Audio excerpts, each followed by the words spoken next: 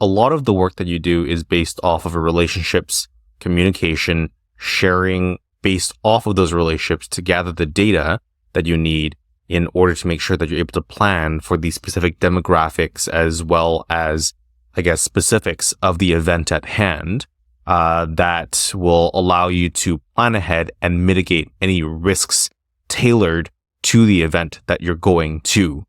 I guess my question that spirals off that is the main barrier to innovation in mass gathering medicine, as you've described it so far, is the main barrier the lack of access to large swaths of data with which people can work? Or are there already innovations that are being developed or have been developed by other groups that have access to data in a more, I guess, data from more concentrated settings?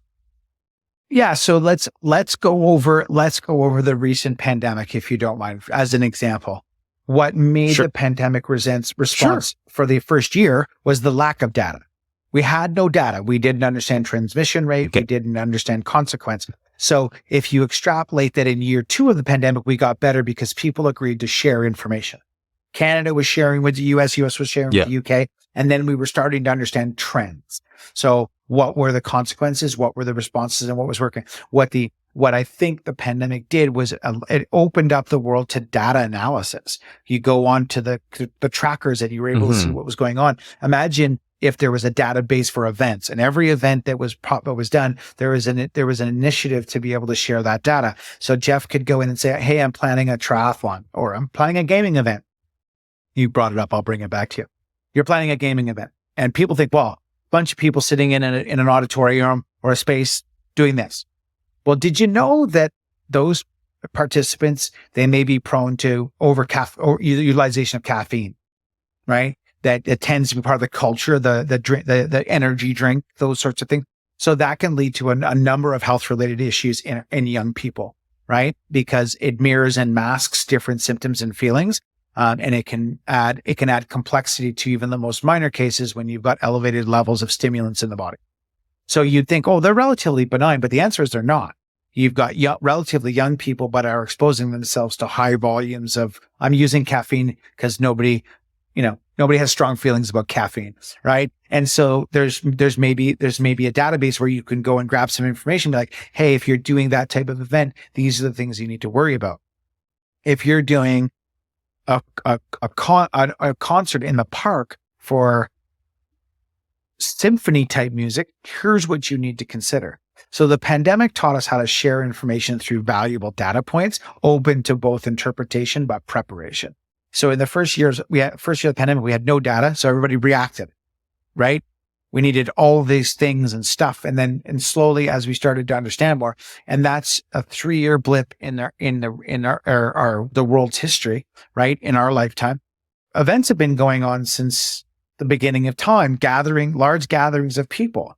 So if you look at internationally, one of the largest gatherings of people is religious, any sort of religious pilgrimage.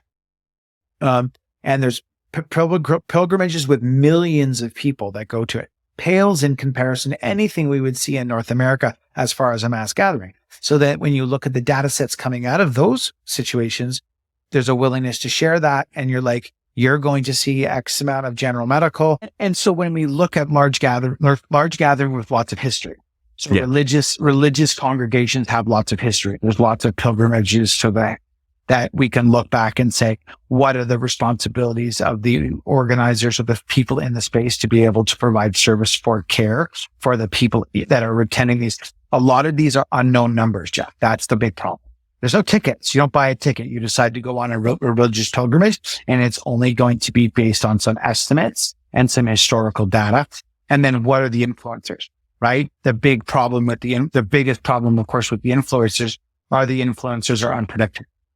What is going to happen is going to have something to do with the number of people that are coming. What condition are they coming in? What are they going to encounter when they get there? Right? So as a part of a general population, any gathering of people is going to bring sick people. It's going to happen. There's going to be somebody that's going to arrive at that event that's already going to have a predisposition to an illness or an injury. And that illness may be chronic in nature. they've arrived ill, particularly with the draw of the religious pilgrimage. What do you see? You see the elderly, you see the infirmed, you see people that they're seeking out religious connection because they are feeling physically unsettled. So I think it's such an interesting thing to be able to look back. A lot of the data is proprietary. Some events don't want to tell you the number. They don't want to share that because they don't want to admit that people come and get hurt at their event, right? So there's not a secretive nature, but there's an unwillingness to disclose it because the willingness to disclose draws attention to it.